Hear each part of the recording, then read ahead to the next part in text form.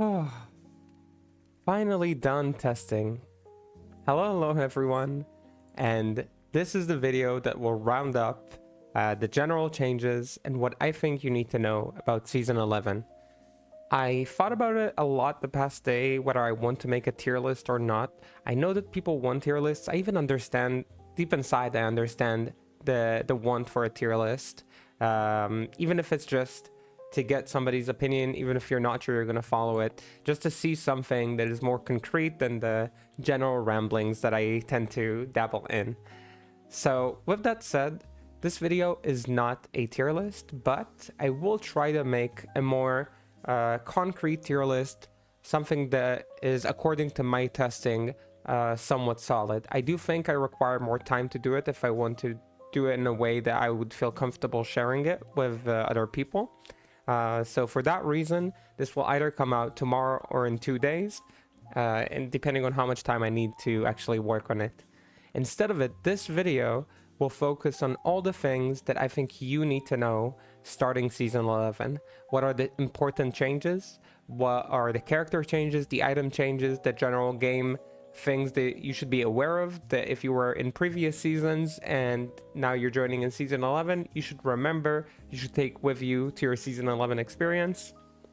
And also, if you're a new player and you want to know these things about your favorite class, or maybe about items that you remembered or vaguely remembered. So with that said, let's get started. And I made a list of all sorts of changes, and I'll try to go through them with somewhat of a, focused mindset, unlike most days where I just ramble. So bear with me for a little while. The first big change that we got for Season 11 was, of course, the controller for WASD and for literal controller support. I think something that is very important to say is do not take these changes for granted. I know that we have a tendency, and I want to start my video with this, we have a tendency to get used to things. I do it, everybody does it almost, I think. Just get used to things, cool things that we get, and no longer appreciate them. And while I'm not even going to use WASD or controller, I have many friends that are very excited about this change. They're already trying it out and enjoying it. And it is such a great thing that the team actually got this together for us for Season 11. I think this is really great, especially for players who come from outside of PD2 or D2, who are maybe not used to KBM and want to try this game. They want to give it a fair shot, but maybe this was their roadblock. So I think this is a big change. This is a huge change for the community in general and for the gamers enjoying this, and maybe for people who also suffer from, joint pain and things like that. That happens to us D2 players. So yeah, that's an important general change.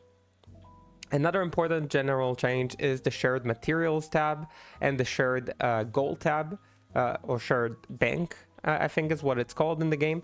So this is the new materials tab that we have in the game. Currently, by the way, the servers are supposed to be knocked out, as far as I know, right? So I can't show it right now. I'm sorry that I can't show the footage, but I've shown it in previous videos, and you'll be able to see it. The main thing you need to know is that now all of your materials, whether it's boss materials, crafting materials, runes, and map materials, they all go into this one big tab that all of your characters share. It has a lot of space. You're probably not going to fill most of the slots there. Some people might have fun even trying to fill all the slots there. Who knows? This might be a new personal goal to some people. So an amazing addition to the game. Adds great quality of life. And in addition, there will be a shared gold in PD2. It will be 10 million shared gold. Your character will have 5 million personal gold in the stash, and you can hold up to 5 million gold. That's a total of 20 million gold if you're just one character, which again, this is a huge buff to gold find people, and just in general, a nice quality of life also for single player people. So really nice general changes. In terms of bug fixes, the main bug that I think people should know, if they don't read the patch notes, is the Duriel bug fix. Before, if you didn't complete the Duriel bug, you would simply be able to farm Duriel consistently. A lot of Sorks did it, even some other classes did it. It was very, very strong, and it had very good loot table. It had essentially a Bale, Hail Bale loot table. So people use this bug a lot. It was fixed, so now once you kill Duriel, the quest is immediately finished, which means basically that there is no reason to talk to Tyrael, but also that you can no longer do this bug abuse or bug use, whatever you want to call it. I'm not trying to moralize it. It was part of the game at some point. I don't really care if people use it, but it is fixed and it is no longer part of the game. In terms of map changes, the main the main thing you should know about maps is that one, Skovos and Demon Road will now have resistances. We still don't know which ones. In addition, there will be added 3 new maps, 2 unique maps, being the Void maps and the Imperial Palace. One for boxes and puzzle pieces, and another for boss materials. And the new map, Halls of Torture, as far as I remember, is the name of the map. And it's a cool tier 1 map. Go ahead and give it a try. It has really nice atmosphere to it.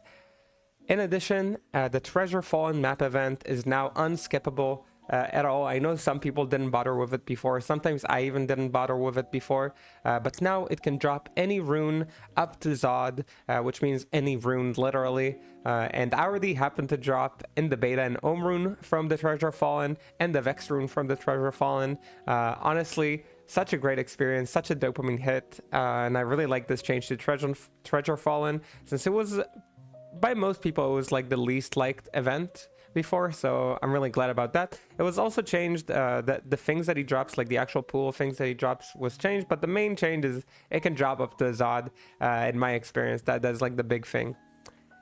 In addition to all of that, there is a big map change that might go under the radar in the beginning, but slamming maps now has a 1% chance to get a unique map, and getting a unique map is an awesome thing because they're, 1, expensive and you can sell them, 2, cool and you can play them. So 1% chance to get a unique map means slamming your maps now is even more valuable. Before, a lot of people were considering slamming maps to be net loss in many situations and didn't bother doing it. Now slamming maps is overall encouraged. I think it would be very good if you slam your maps. And also, this is for people who host pub maps. I know I used to host a lot of pub maps. There's another benefit for you guys doing the good work, getting maps for the community, for people to pub in. You'll get also some unique maps for your efforts. This is it for the map changes. Now on to the Uber and the boss changes. So now for Ubers, Lilith must be killed in order to get into Uber Tristram. Before, they made a change so you can have any of the like Uber materials combined, any free materials could be combined into a Pandemonium Talisman. Now this change was reverted. You have to kill Lilith. This is probably a good change overall, because people were trying to skip Lilith as much as possible. And why should we be trying to skip a part of the game? It's part of the game, right? So a nice change there. You don't need a key anymore to make the Pandemonium Talisman, by the way. Once you have the free body parts, you just combine them by themselves. So don't get confused. If you can't like combine them with your key, take the key out. You don't need the key anymore. That was a silly like old thing that we don't need. Okay, just take it out and you'll be good. And additional change for Ubers is that materials for Ubers, the keys do not drop in Nightmare anymore. For people who were farming in Nightmare, out of whatever reason, you can no longer farm in Nightmare, so make sure you don't miss that. Don't spend your time there, unless you just like being there, I guess. In addition to that, one important change to Declone and Rathma, in my opinion, is that their magic resist went down. This is a pretty important change because a lot of magic builds, especially in the day 1 situation like Holy Bolt or Bone Necro, were using magic damage. Possibly even Magic Arrow could do like day 1 setups for a kill. I don't know. It's not possible to test it in the beta because it's just not allowed. So we will see what this change does, but it will be nice for these 2 classes for sure. And Lucian will be getting a tier 0 difficulty, and we now officially know the percent chance to slam or brick in Lucian, which are 50 in tier 0, 55 in tier 1, and 60%. So 60% chance so the amulet will survive in Lucian. If you're not sure what Lucian is, it's a boss that was added in season 10. Hopefully in the future I can make a video covering him, but it's just a boss that lets you add an additional slam to your amulet, but the chance of possibly breaking it at a very high chance. So as we saw, 50, 45 or 40% chance to brick.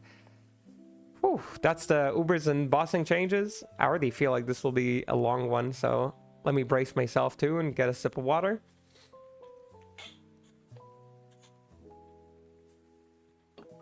Alrighty, I should have made some tea for this. As for the item and Runeword changes, here's what you need to know. The biggest change is throwable weapons now have sockets, which means they can have Runewords, or alternatively uniques now can have sockets. This will be important for two classes mainly, being Barbarian on the throw barb and the Amazon on her either poison javelin or lightning javelins. I don't want to get into which rune words you should look into, which uniques are the best. Like this is a subject for a whole other video, but it's just important to know that now you can have that as an option.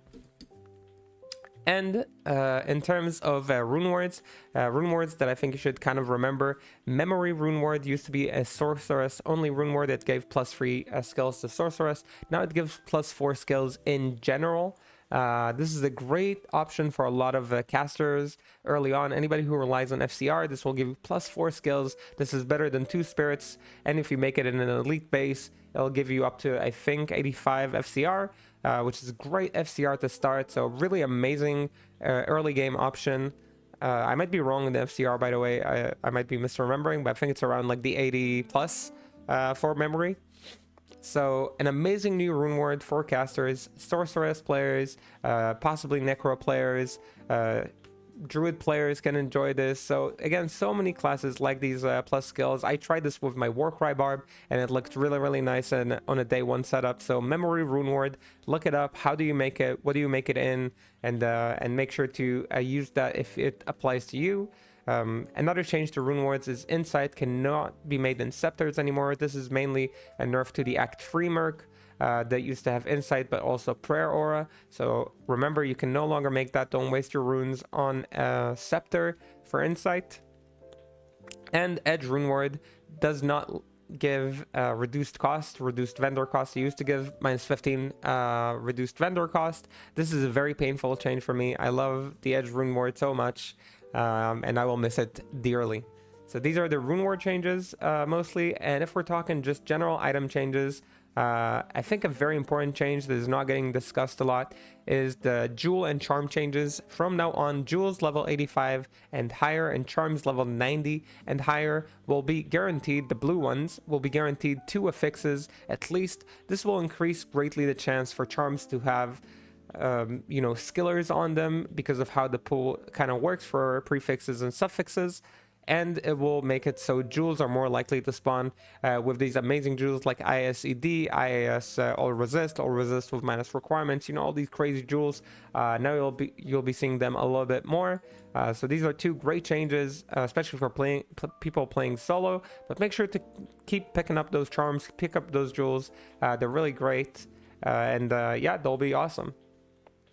Another change that I thought was really cool is the change to Trang set, and this does not mean this is about Necro. Trang set is a set that anybody can wear technically outside of the shield, and many people use the belt, or the belt for cannot be frozen. Many people use the gloves for 20 FCR, but now the helm for Trang set, when you have 2 pieces of Trang set, gives 30 FCR, meaning that now you can reach 50 FCR with 2 pieces, being the gloves and the helm. I think this is an important change for casters. I tried many budget setups using these 2 pieces to get my FCR breakpoints, and I think it's incredibly strong, so I recommend you guys try it too. For example, Warcry barb can reach his like 1 before last breakpoint with memory and these 2 pieces, so really strong option. Another change that I think is really cool is 20 faster one walk on Carrion Wind. This is a ring that was mostly left unused by almost all builds, and now giving it 20 faster one walk on a ring could really be nice for a lot of physical builds, especially early on. Don't leave it on the ground. It makes your mapping early on very nice. It has life leech. For poison builds, it also has poison creeper summon, which can help with poison damage. So again, really, really nice change for Kaon, making the ring more interesting to play with. I'm really happy about that. Wisp Projector, another ring, was nerfed both on its magic find and also on the level of your Wolverine spirit that you're summoning. It's down to level 2 now, so gives a little bit less damage, a little bit less attack rating. This is important to remember because a lot of people kind of used it as a Beast ring always, and now it's possible that just flat damage rings will outdo it in some situations. Remember to check this, like you can always look into if it's more important for your class or for others. It will still be a great ring, but it was very overused in Season 10, so it's a good change. K. Hagen, which last season didn't see too much use, now got a buff to how much mana after each kill it gives, which makes it more viable for early farming, covering mana issues for many builds early on. Bow bases, elite bow bases, like matriarchal bow, got buffs for damage. This is a buff that happened in the last days of the closed beta. So remember, this is just a change for Amazons for the most parts, maybe also to the mercenary in some ways, the Act 1 mercenary. I haven't looked into this change a lot, but I've seen that some people are pretty happy with this, so that's a nice change. And everything that buffs Wind Force makes me happy generally, so you know, I'm all for that. Constricting Loops is a new unique ring, and it gives 20 FCR, an amazing new ring. I think it's really useful, gives life after each kill, strength, and FCR. So generally great ring, especially for casters who rely on life after each kill. So look forward to using this ring in the new season. And we got a new belt, Sigurd Staunch. It's an incredibly tanky belt that gives you a lot of defense. And yeah, it's a really nice belt, especially for the hardcore people, I think, but also for softcore. We don't like dying either. With that said, these are all the changes for the general game. And now I want to go over the general information for classes. That is what I wanted to say. And I will talk basically about every class with its starter path, meaning how you get through normal to hell. Good budget farmers, meaning how do you farm in the first couple of days till you get some gear pieces. Early mappers, this is when you have a few pieces of your gear and you want to start mapping. Late game top mappers, these are your fastest mappers according to my testing. Remember that this is not necessarily like 100% objective truth. Some people can make builds shine better than me, and I can make some builds shine better than others, and it's sometimes down to either preference or specific experience with builds. This is an important thing to remember, but these are my general recommendations for that. And I'll also be recommending comfortable good mappers. Comfortable meaning how easy it is on the hands for people who don't want to exert too much effort on the hands, whether it's because you just want to laze around or because you legitimately have some health concern. I think this is a relevant thing to address, so I will be giving it at least one build per character, or at least I'll try to. Off meta power for people who are enjoying playing builds that are not as common for whatever reason that is, so I'll be suggesting that as well, or I'll at least try to. And we got bossing builds, and these builds, bossing in my head, separate to there are day 1 bossers, and there are also late game bossers like the tier 2 killers. So these are 2 different categories in my head, but we'll get into the different recommendations for each class. And I'll start with Amazon because I want to. And the starter path for Amazon, in my opinion, should be leveling Power Strike and going afterwards into Decoys On. Decoys On is incredibly powerful. I would make the switch at the end of normal. Personally, Power Strike is very fast in the beginning, and it can get you to level 30 pretty easily, finish normal Bale with relative ease. And then decoys on is just very safe. You basically put all your points into decoys and max your Valkyries afterwards. You put up a few points into strafe, that will be the skill that you'll be using. And you max afterwards your pierce, your penetrate. In my opinion, penetrate first for the minus physical reduction. This build is great. It's an amazing way to clear normal to nightmare and hell. It is also a great day one Uber and can farm keys very well. So this is a great day one experience in my opinion. Especially for people who play solo. If you're playing in a group dynamics change a lot of builds. So I'm not going to talk about people who play with groups. You'll have to make up your composition with your team, but you can still use this in a group and it would still be very effective. As for good budget farmers, I think decoys on is still a great option here. I wouldn't really spec out of it. You can farm keys, you can farm Chaos Sanctuary, you can farm pits is a great area for decoys on. And I would stay on her. I wouldn't spec like away after like one day. I would stay till I got a few gear pieces, depending on how much you farm a day, basically. For early mapping, I think the ones I enjoyed the most or thought were the most effective with the smallest amount of gear were multi-shot and lightning strike. I think both of them are fairly easy to run. They're not too complicated. They're very straightforward. And also a nice benefit is they don't require a lot of gear pieces to start mapping in my experience. I will say that I don't play Amazon that much, so there could be conflicting opinions of what I'm saying here. From my experience, they were the most successful, and this is what I would suggest you go with for early mapping if you want to get into mapping early. For multi-shot, you basically need one of the physical bows, and you'll be somewhat good to go. You can make yourself a fortitude, or you can craft yourself an enhanced damage armor. You can also get yourself a Valkyrie or a damage helm otherwise, or just a nice helm for resistances. And yeah, it basically works pretty well. Laying of hands, all these kind of things works pretty well. For a lightning strike, you will need a nice javelin for your lightning strike. Get a nice shield. It is fairly safe early on, and the great thing about it is that you can just hold the right click, so it doesn't strain you too much. In terms of late game mappers, in my opinion, the free builds that I saw are most successful for like late game mapping are Fire Arrow, Cold Arrow, and Multi-Shot. In my opinion, these three are the fastest ones in solo.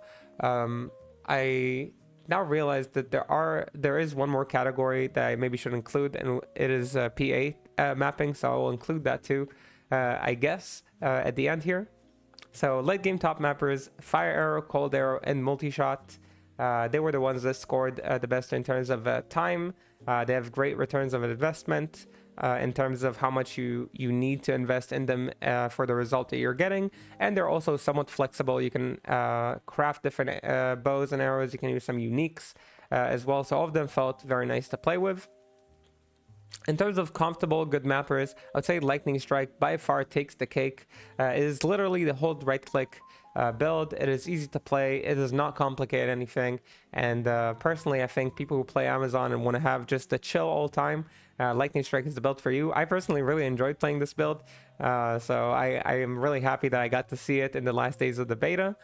For an off-meta power, I will recommend Magic Arrow. It is an incredibly fast build. It does require specific itemization to get going, but with the right playstyle, it has incredible power, and I did get to experience a little bit of it during my testing.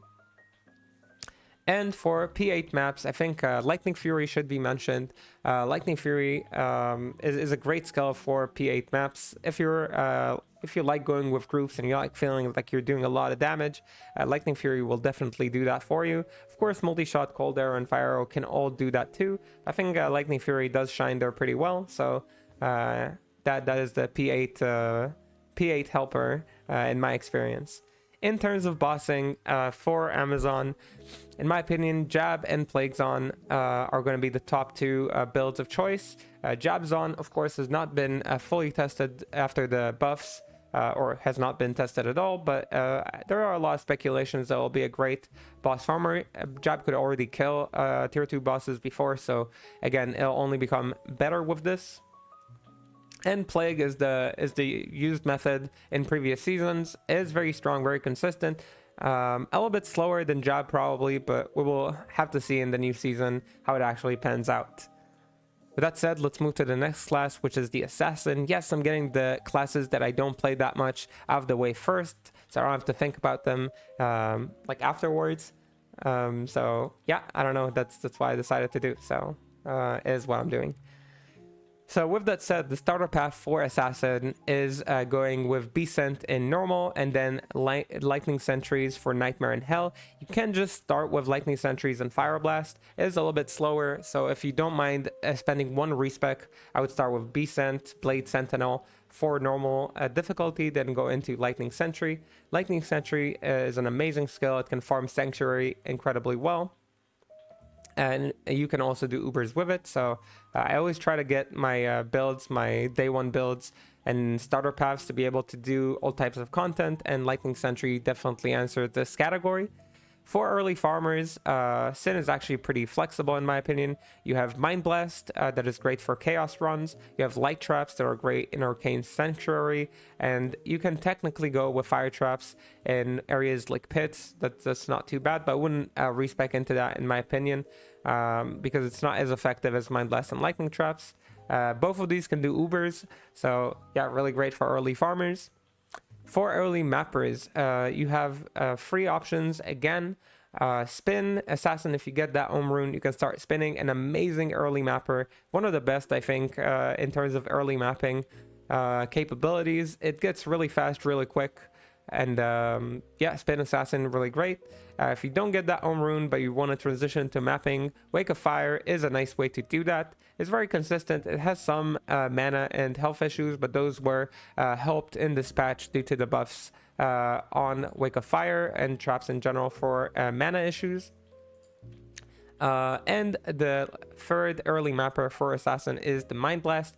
If you already spec'd into Mind Blast for Chaos, you might as well stick to it and do some early mapping with it. It is very strong. It is very comfortable to map with. Doesn't require too much. Another shout out to the memory buff that you can definitely use as a caster. So you can use that Runeword over here, for example, and it would do pretty well. You don't have to, of course, but it is pretty nice for early on farming.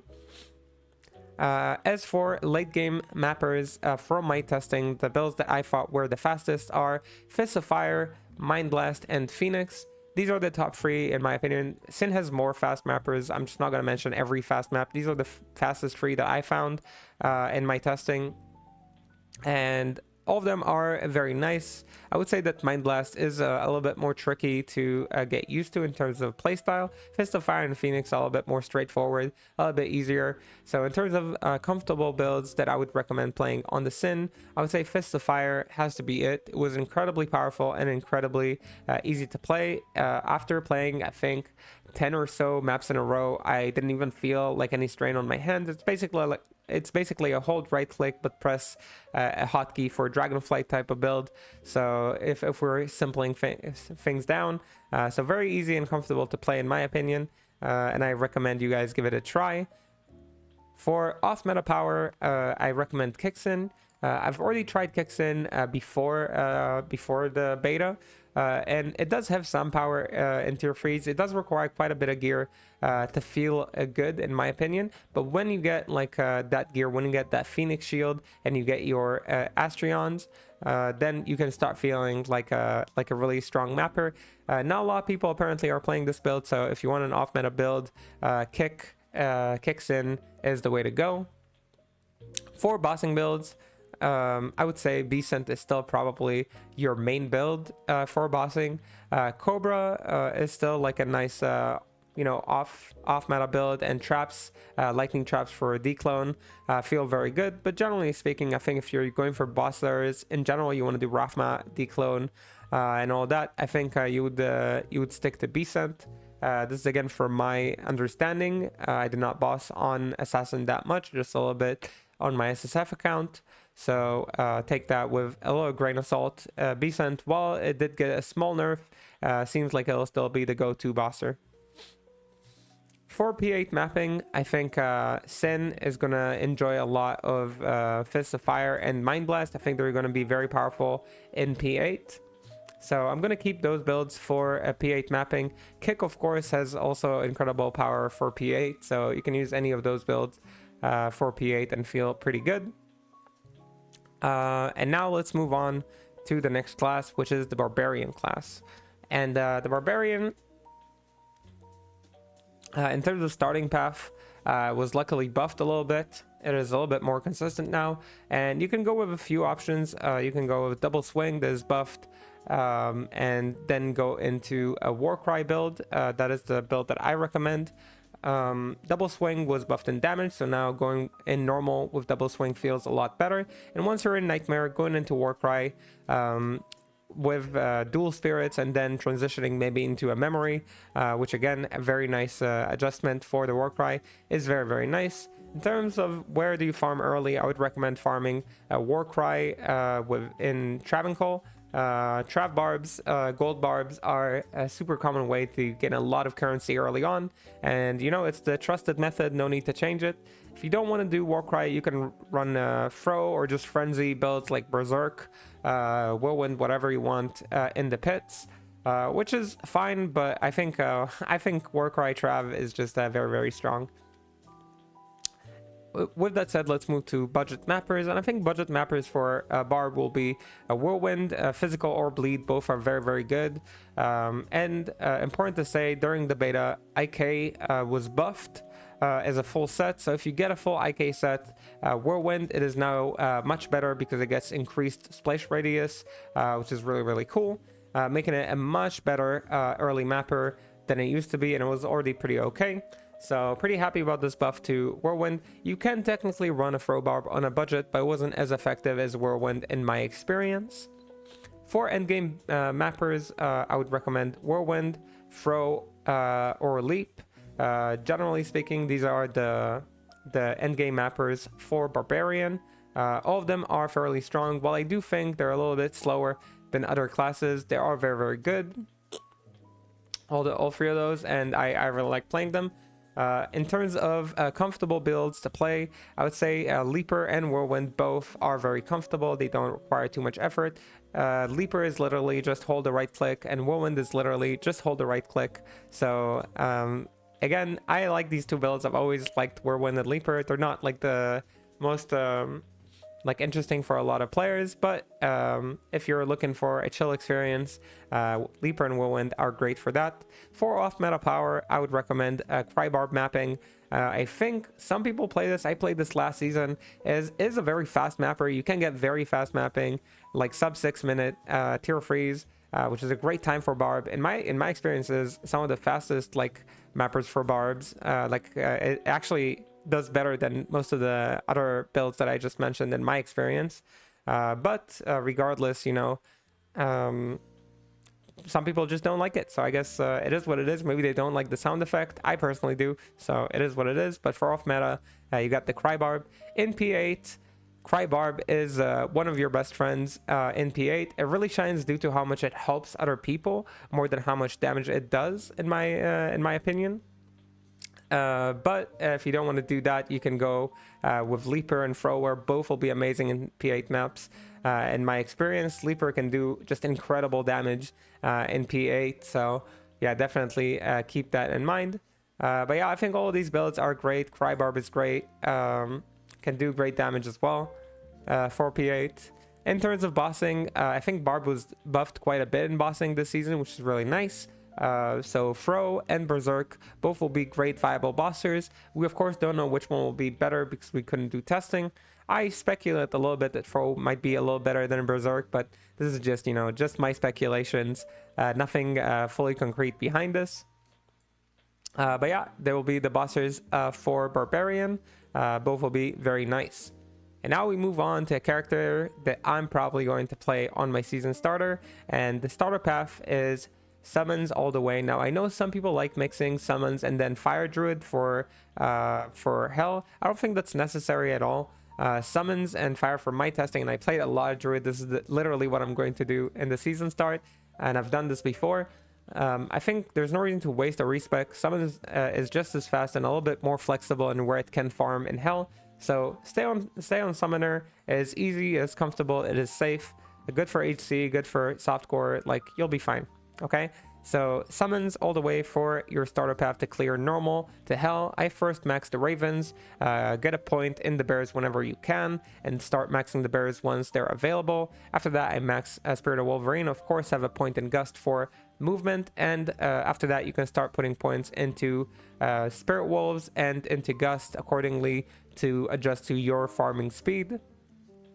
In terms of budget, in terms of early farmings, Summons is an incredibly, flexible build. You can farm keys, materials, Chaos Sanctuary, Travancore, all great areas. Shockwave can farm pits if you like running more tanky builds. Can farm pits pretty well. It does okay in Chaos Sanctuary, but it cannot kill Diablo that fast, so I would generally stick to pits with it. You can also do Trav with it, but again, not as fast as with Summons. And Fire Druid early on as an early farmer is also solid, but also limited in the places that it can farm.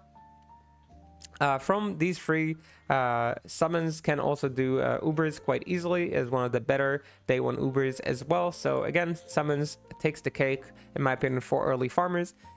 When we get to budget mappers, now we can start talking other builds. I think Fire Druid and Arctic Blast both can do pretty well on a budget.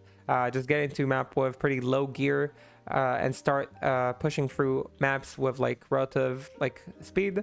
You can either use the Elder set, which is usually pretty cheap, or you can run with some crafted gear, memory Runeword on these two elemental druids.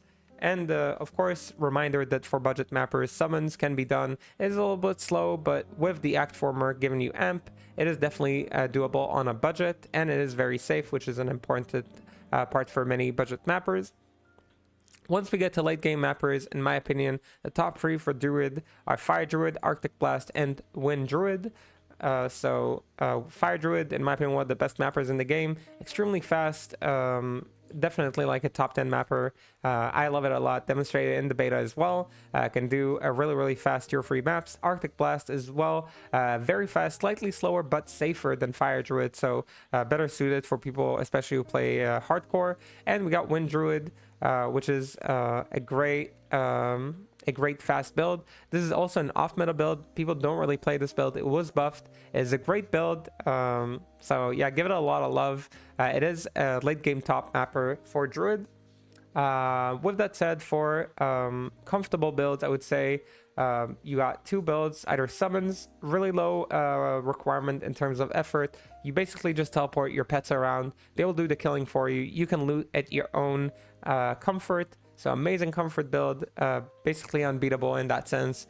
Summons are summons, you know, they're going to summon and then they're going to loot. For off meta, again, I would recommend Wind Druid, which is an off meta top late game mapper, or if you want to play Shockwave. In my opinion, Shockwave plays a little bit like Bow Amazon, but it's a little bit slower in terms of walking. So I'm not a big fan of mapping with Shockwave. It is more is better suited for mapping with other people because it's like a nice tank. It stuns like things, and it's very good for dungeons as well. But for off meta, we'll recommend Shockwave and Wind Druid because they are solid mappers. In terms of bossing, Druid is one of the more flexible bossers. It has so many builds that can run bossers. In my opinion, Rabies, Maul, and the question is Summoners going to still be good for bossing? We don't know yet, and we don't know how the changes truly affected them in high tier bossing. So Rabies, Maul, and possibly Summons will be in my opinion, the top bossers for Druid. He has many other builds that can boss. You have still Fury. You have the Snake build for... not the Snake build. You have the Ravens only build, not like the Forebear build. That is still an option, possibly for Rathma, like Woog's demonstrated in the past. So you can even, some people boss with Fire Druid as well. So again, there are a lot of options. There's Fire Claw, and here I go rambling about my favorite class. So let me stop myself here. But yeah, the changes to summon still left to be seen, but otherwise Rabies and Maul are still great options. And let's move to the next card. Sorry, before I move, for P8, I think the two most useful builds, or of course a summon build, giving the great spirits and tanks and softening like the the general like map for the team. So this is a great build. You also have Maul, which is really nice in P8 because it gives dual spirits at a very high level, and Rabies poison damage in P8 is always very strong. So all these three will be great for P8 mapping, in my opinion. So yeah, just choose whichever one you like more. And now we can move on to the Necro class. For the starter, in my experience, Poison Strike into Golems with revives and dual curse is the best way to go. You could just do Poison Strike through most of the game and kind of like squirm through it, but after normal, in my opinion, turning into Golems and revives is best. Somewhere in like the middle of Nightmare, that's where I would respec after Act 2 normally. I think that would be like enough with Poison Strike, and that's when I started relying on Golems and revives. Some people do magic caster skeletons with revives. That's also very good. I like Golems and revives a little bit more. In my opinion, it's a little bit better for Ubers. So if you want to do day one Ubers, Golems and revives with dual curse, lower resist, and amp is the way I recommend to do it. If you're not sure how to run all these builds, by the way, I made already guides kind of on these characters, so you can check them out. I don't want to open like a 10-minute segment of explaining a build in this video. It's already going to be very long. So let's make sure we're progressing. For early farmers, Golems and revives or skeletons and revives, both are really good for farming Trav, for farming Chaos. I found them very effective. You can farm pits as well, of course. These are like nice areas. Cows also are a nice mention. I thought they were pretty fast for the Necro. And you have also Bone Necro, which is Teeth and Bone Spear. The benefit of Teeth and Bone Spear is that it can do Ubers and also can do Declone very well. So if you like doing these things, a Bone Necro is a nice option. It was buffed in this season and was buffed both in Declone and in general. So both of these as early farmers felt pretty good. Once we move into budget farmers, Bow Necro felt very nice this season. Once you get a few gear pieces, remember budget mapping, once you get a few gear pieces after farming, you can move into maps. Bow Necro felt amazing early on in farming on a budget. And revives and scales or golems still hold on in the budget mapping tier or category. They're still fairly effective. And once we talk about late game mappers, Poison Strike, Poison Nova are just like the top, in my opinion, top mappers in the game. They are untouched. Somehow nobody is playing these builds. I say nobody. There's like a few people every season playing these builds. Mostly people who are in the know about how strong these builds are, but the general, they never become like these super popular builds, maybe because they're a little tricky to play sometimes, maybe because they require a lot of gear to work in that like amazing fashion. So I don't know what is the reason, but they are great builds, and they are the top mappers for Necro. In addition, Corpse Explosion is a great late game mapper. In terms of comfortable mappers, Fire Golem, in my opinion, is the way to go. Again, a summoner build that literally just teleports and kills things by existing. So this is definitely a great way to go early on. So go ahead and put that on your checklist if you are looking for easy time and just chill time with the golems. For off-meta strong builds, I would say Dark Pact has to be my favorite. I already played it, so I know it's great. It was buffed this season. Not a lot of people play this build. It's pretty strong, both for solo and for group mapping. And yes, for P8 group mapping, I would recommend going with either Dark Pact or the Poison Strike or Poison Nova. All these will do great damage, but also support your team quite a bit, especially Dark Pact with the curses. So go ahead and choose any of those builds if you're looking for pub mapping and P8 mapping.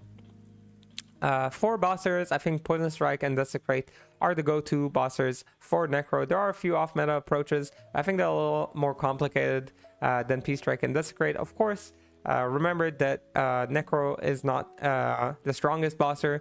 So if you are looking to boss more effectively at like tier 2s, Necro is going to be a challenge, but if you are looking for that challenge, Necro is definitely it. With that said, let's move to the Paladin class. We're getting close to the end finally, so don't worry, we're not going to be here forever. Your starter path, in my opinion, should be physical damage, whether it's physical sacrifice or going with charge. Both are viable. For normal, I would recommend charge a little bit over sacrifice, but you can put a point in sacrifice. It's a very nice value point early on till you get like charge going. I personally would rely on charge. I felt more comfortable with it.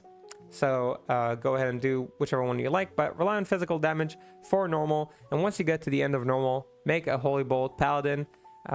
You could just run Holy Bolt from the start. It's slightly slower, but a little bit safer. Holy Bolt is just an amazing skill for all of normal. It can farm like early on in LOD areas. It's very, very strong. It can do Ubers and it can do declone day one, and is one of the better builds at doing it. So just generally, Holy Bolt is amazing all the way through Nightmare and Hell.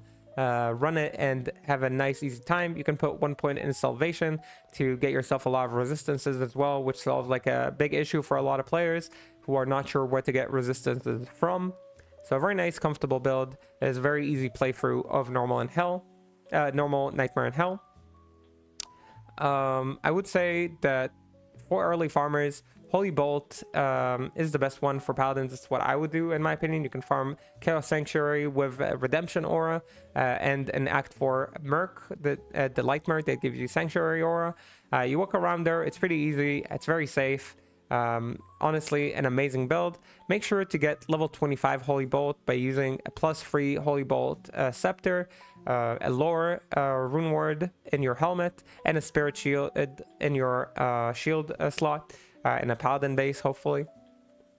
That way you can get level 25 after maxing your Holy Bolt with 20 points. So amazing build. Another build that deserves a very nice mention is Vengeance. Vengeance can run quite a few places because it's an elemental build that is very adaptive with the type of damage it does. Doing cows with it, I think, is the best way to go. It is very strong at cow killing early on. So Venge and Holy Bolt, in my opinion, for early farmers in LOD, just to get the currency going.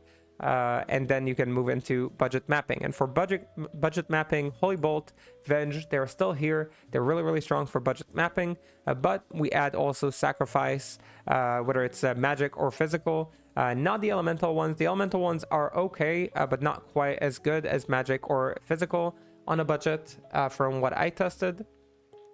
So go ahead and choose whichever one of those you want. All of them can do tier 1 maps on a low budget in like 7 to 10 minutes, depending on how much budget you actually have. So overall, that's a very nice time, and I'd be very happy with it on my first couple of days farming on the Paladin. For late game mappers, and this is a juicy section for the Paladin: Holy Fire, Charge, or Sacrifice, Venge, and honestly, Sacrifice just so good, whether it's elemental sacrifice, magic sacrifice, or physical sacrifice. All these are late game mappers, in my opinion. They can all of them can clear 5-minute maps, which is so crazy. In tier 3s, of course, which is so crazy. It is so good. They try to revert some of the changes. They nerfed like Holy Freeze, but overall, even if Sacrifice is nerfed, it is still an amazing mapper, and it is a late game absolute beast. For comfortable mappers, I would say Fire Charge. Hold the right click, don't do anything else. This is an extremely comfortable, fast mapper, very effective. So go ahead and grab yourself a Fire Charger if you want to go with a comfortable approach and having a light time. For an off meta, I think Magic Sacrifice, not a lot of people play it. I've known one person who shelled a lot for it. I think this season Magic Sacrifice is going to look a little bit better with the buffs to Sanctuary. So go ahead and give it a try if you want an off meta build. It might not be off meta by the time that season 11 comes out, who knows. But that is a very nice build in my opinion.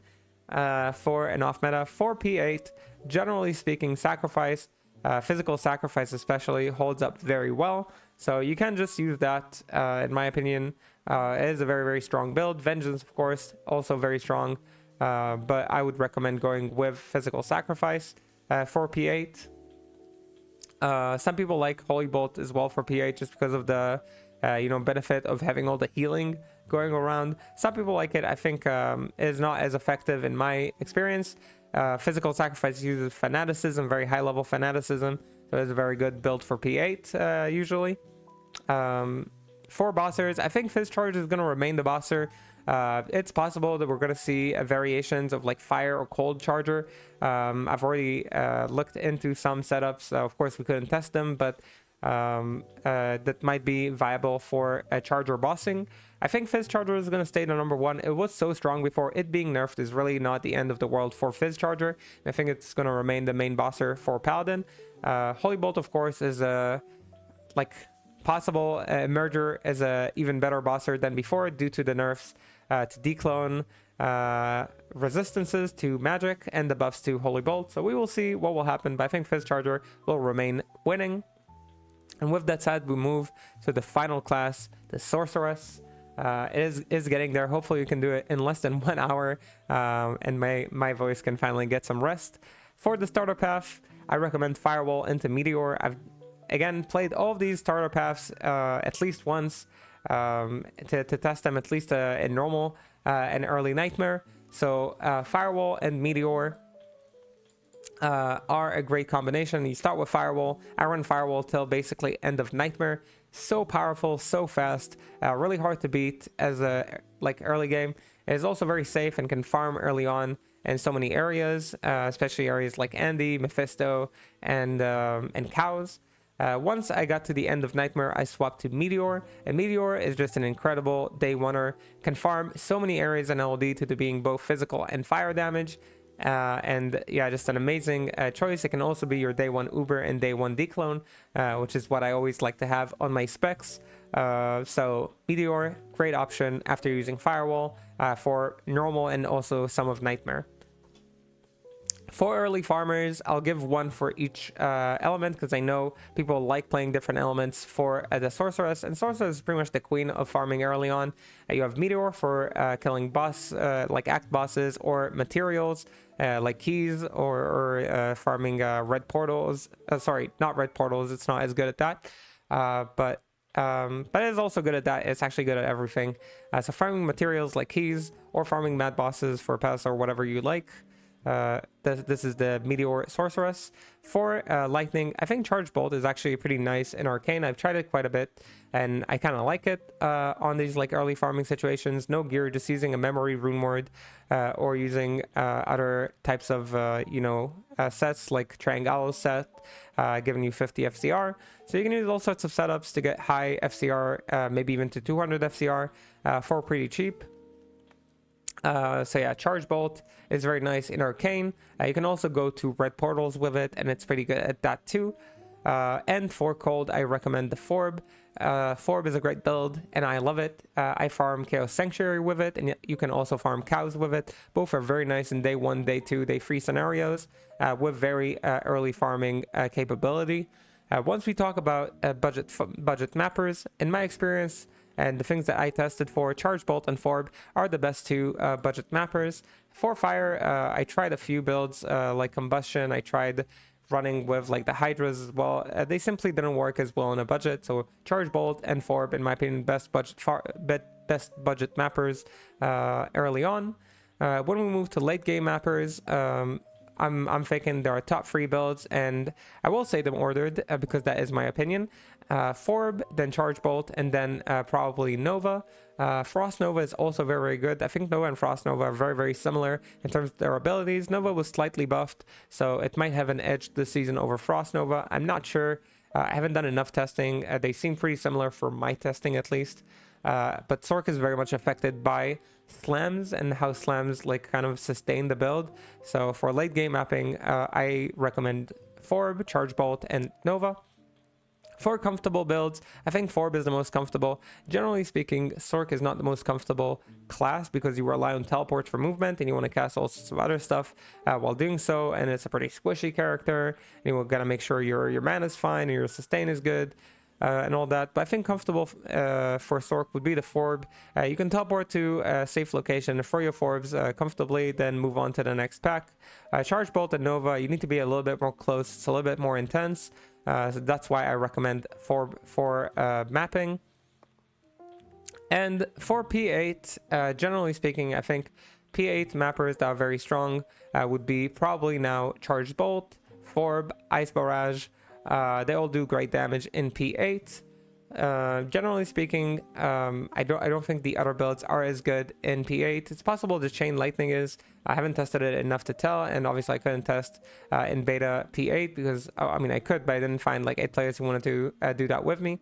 So these are the builds I would recommend for P8. In terms of off meta for Sorc, I was thinking to say Hydras when I was thinking of what do I do with this video, what do I recommend. The problem with Hydras is that I just don't think it's that good as an off meta powerful build. So I decided to not give an off meta for Sorc. I don't really know a build that is not like Combustion is popular, Frozen Orb is popular, Nova is somewhat popular. Like I see a lot of Nova Sorcs. Charge Bolt is gonna be popular. Chain Lightning, I think is like popular. I see a lot of people play Chain Lightning. Like generally Sorc has a lot of different builds that people map with, and I couldn't think of something that is off meta that I would recommend. I know people want me to say Bear Sorc or Proc Bow Sorc. These are like more meme builds in my head, not like off meta powerful builds, so they will stay wherever in that category, which I don't have a lot to do with testing. So for these kind of builds, you'll have to ask the Discord for ideas. In terms of bossing with Sorc, in my opinion, the top two would be probably Meteor and Chain Lightning. Of course, again, this is all speculative. Meteor and Chain Lightning are, in my opinion, like the top bossers for Sorc. It's possible that the buffs to Blizzard will bring back more Blizzard and Bolt approaches for both Declone and Rathma. It is very possible. I just don't want to speak about it more than we have tested, but it is a very possible approach for bossing for Sorc. So we will live and see. I am mentioning it, but I'm not saying it confidently yet. So yeah, that's all the classes, all the changes, the main changes for the game, the key changes. Remember, be appreciative of these material stash and the controller WASD changes. They are important and they are good for the health of the game and for the health of our hands sometimes too. With that said, I will try to compile some sort of a tier list that will kind of list the comparative power of different classes in different categories, like the best starters, best early farmers, best budget mappers, best late game mappers, best comfortable mappers, and best like P8 and bossers, both in like day one approaches and in boss farming approaches. So with that said, thank you so much for listening. Thanks for watching. I hope you enjoy this content, and if you do, you know what to do. A little bit of thumbs up and a little bit of subscribe will turn your day and mine into a better one. I wish everybody a happy season 11. I'm so excited for this season, and I'm really hoping that it'll be a great season for everyone, and that we'll all have a great time in it. And hopefully the servers don't disconnect too much on the first day, and they manage to hold up all the new players coming in, because they are coming in. I'm hearing for so many new players that are looking forward to this season, and returning players who played in previous seasons. So I'm really happy and excited. And yeah, with that said, soon to be released, hopefully, a tier list in the next like 1 or 2 days. Until then, have a good whatever you're having.